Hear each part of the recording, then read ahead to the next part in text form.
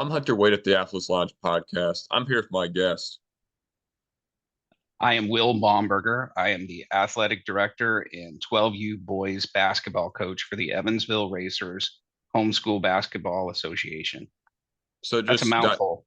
yeah. So just diving right into it, I guess, we talked about this a little bit before. How do you as a homeschool, kind of program, schedule games? Like how does that what does your schedule, I guess, consist of?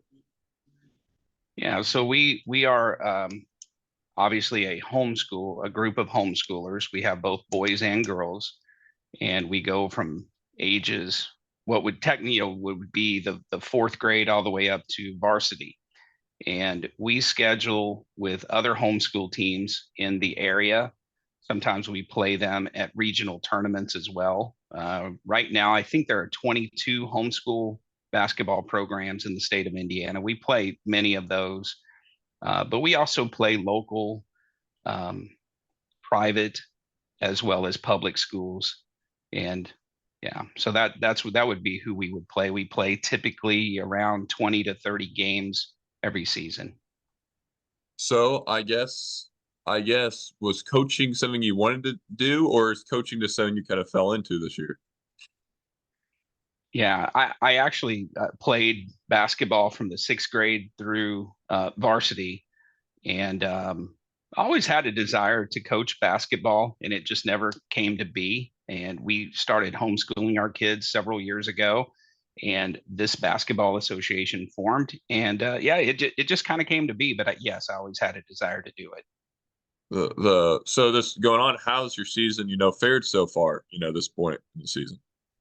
Well, my team again is we don't do grades because we are homeschooled. So we do it by age divisions. And so I coach 12 year olds and under. So really 10, 11, 12 year olds. And I honestly don't know our record, but I believe we are 17-4. Yeah. So we have had some success this year. We've won a state or well, really a regional tournament in Indianapolis back in December. So we've had some success. How do you, as a first time coach, I guess, and maybe it's even easier as a first time coach with that age group, but like, how do you, they 10, 11, 12 year olds aren't the most, naturally focused. The, So so how do you, how do I deal with that? yeah, how do you deal with that? Um, I think one of the secrets of coaching this particular age is not doing anything for too long. Yeah. So that means a drill or some sort of set that we are working on. We typically will not go longer than about 10 minutes. That would I'd say would be the biggest way that we overcome that obstacle. So either by design or just by the way they play it, how does your team kind of play? Like, do they just kind of get a bunch of layups? Do they like to shoot? Like, how's your team kind of, I guess, start score? I think with any team this particular age, you have to have good athletes, and good athletes are going to get turnovers, and they're going to convert that into transition baskets. To be sure, we do get a lot of transition baskets, but we, my assistant coach and I work pretty hard on drilling down a good half court set, whether we're going against a man to man or zone defenses can be a little bit of a Rubik's cube for kids this age. We work pretty hard at I think focusing on success in that area, and we've been pretty successful in both. But yeah, transition buckets are definitely a big part of our scoring. With the so I guess, I mean, this might be a pretty easy answer. Have you enjoyed your time coaching so far? Has it been pretty fun? It's been highly rewarding. Great group of kids. My son happens to play on that team, which is a lot in the homeschool world. That's kind of the way it works. Is you have a kid Yeah. that plays on a particular team, and who's going to step up and volunteer at that age. But yes, it's been highly rewarding. The How do you I guess prepare a team for, I guess, you have tournament coming up and kids obviously get excited when they just hear tournament. It's a little bit different, so they get excited about it. How do you, I guess, prepare them for it and, like, I guess, get ready? Yeah. I think that keeping it simple is a challenge that we have when they're that age and you're you're a little bit of a basketball junkie like I am. You're wanting to see them run a multitude of sets with multitudes of layers. The reality is, and I guess I can dive into this a little bit. Homeschool basketball is a little bit simpler in that we don't have our own facilities. We don't Yeah. practice 5 days a week. We typically practice 2 days a week. So at the beginning of the year, we will outline maybe three things that we want to emphasize. And that's how we get prepared as we keep it simple. We say, remember, these are the three things that will bring us success. Basketball IQ is something that, yes, people are born with, but they can also develop along the way. But if we keep it simple, I find that the boys are really well prepared once tournament time comes. So, right now, I guess, what were those, three things or so you really wanted to work on this year? Well, I think I mentioned one of those, Yeah. and I know last season, and I will say we had a pretty good degree of success with our 12U team last year. We actually finished third in nationals in Springfield. We hope to repeat that or even do better this year.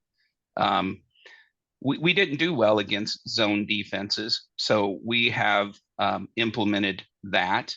I think as any basketball coach will tell you, defense and rebounding are definitely the blocking and tackling of basketball. So Yeah. I would say those three things are the things that we emphasize more than anything. And if I can add a fourth one, we really want to share the ball well. We want to be a good passing team because um, we want to use the aggression of the other team against them. So we want to beat double teams by passing out of those. So without getting too technical, I think those are the three or four things that we really worked hard to emphasize. What's the you mentioned, third last year. What's the it's a low probability that a group from Evansville, Indiana, could be third, like if you just kind of think about the national scale thing. So what do you kind of attribute to that last year, and do you think you can make a similar run this year?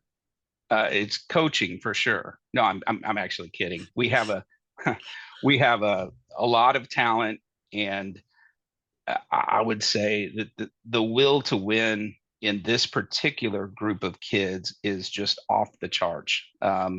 They are, if I can use this phraseology, they're dogs. I mean, they just flat get after you, and and they're talented, and that's why I think we always will have a chance in any game that we play.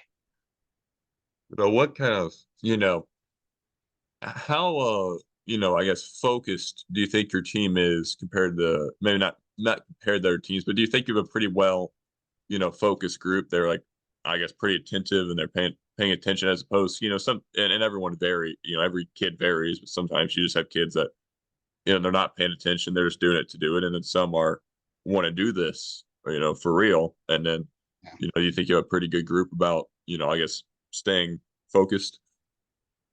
Yeah, great question. Um, it's not without effort, that's for Yeah. sure.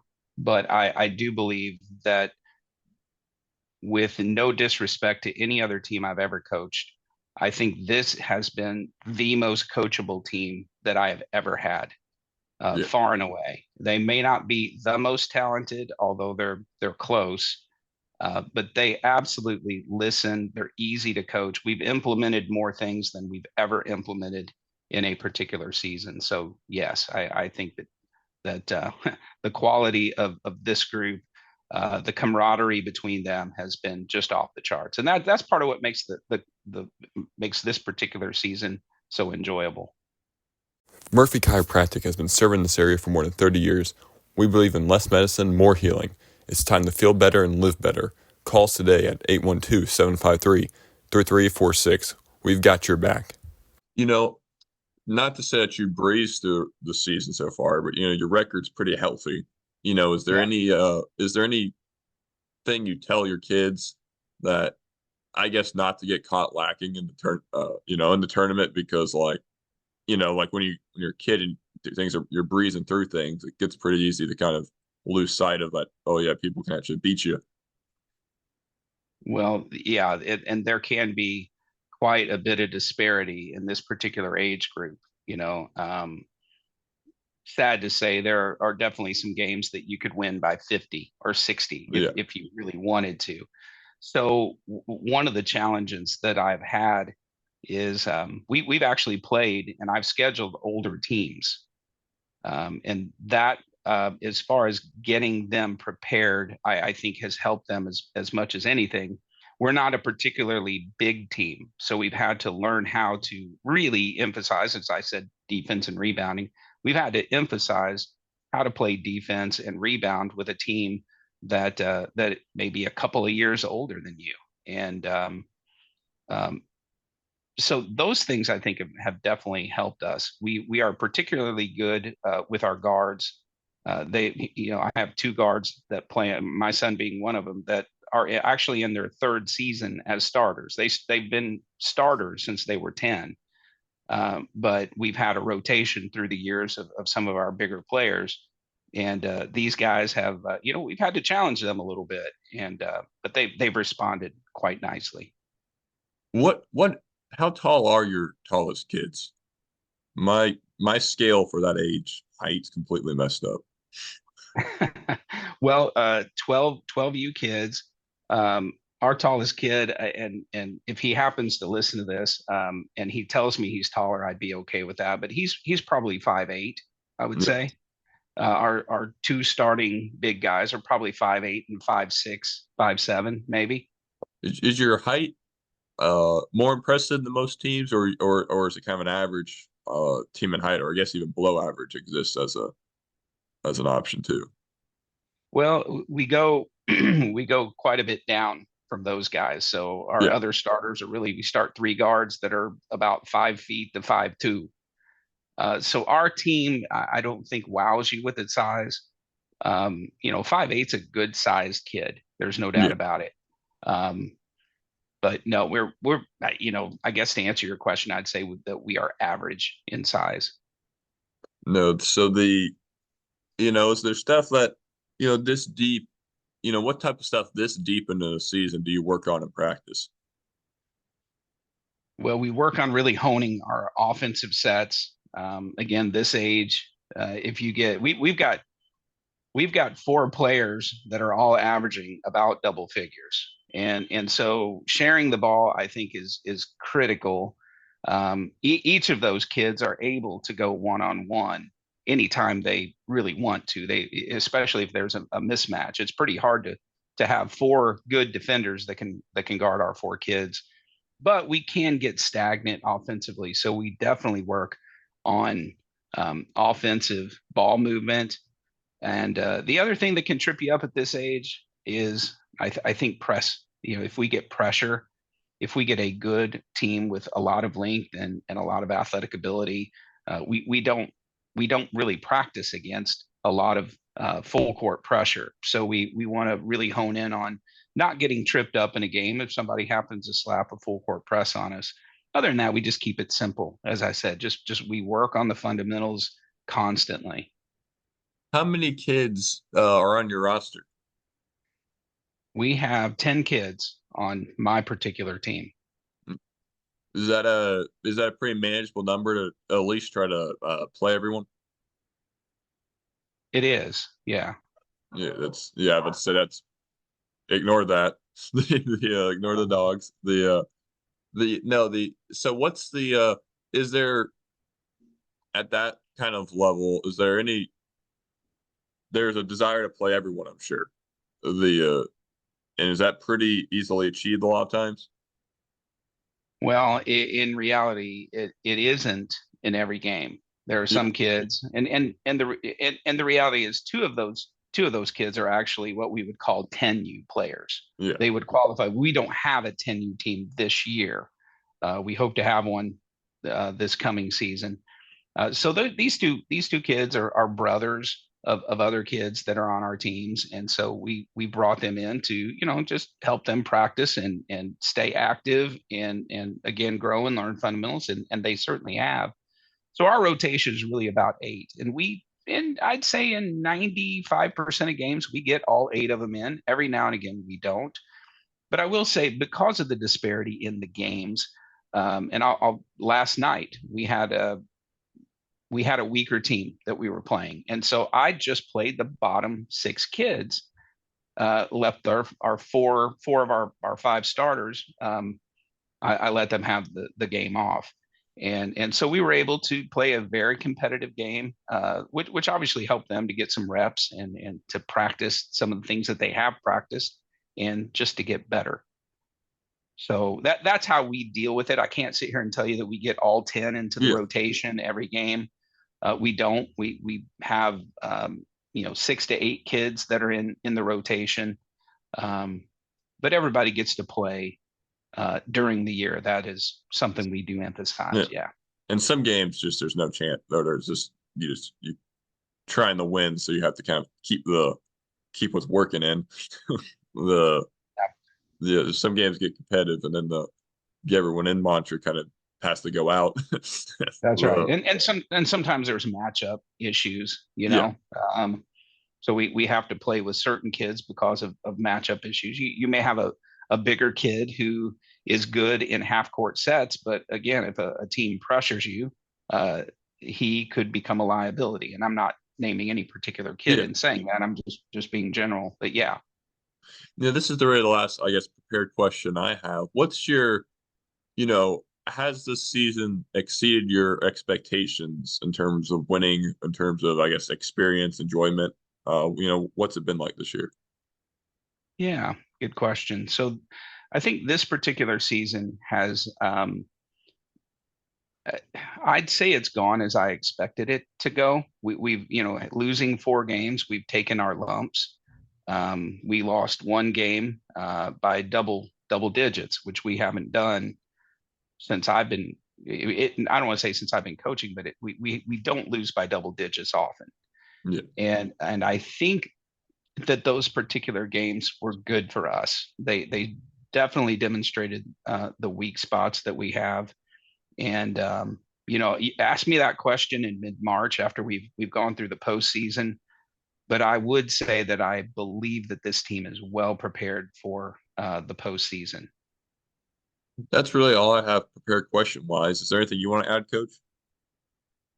I don't think so. I just appreciate the opportunity to speak a little bit more about homeschool basketball and about the Evansville Racers.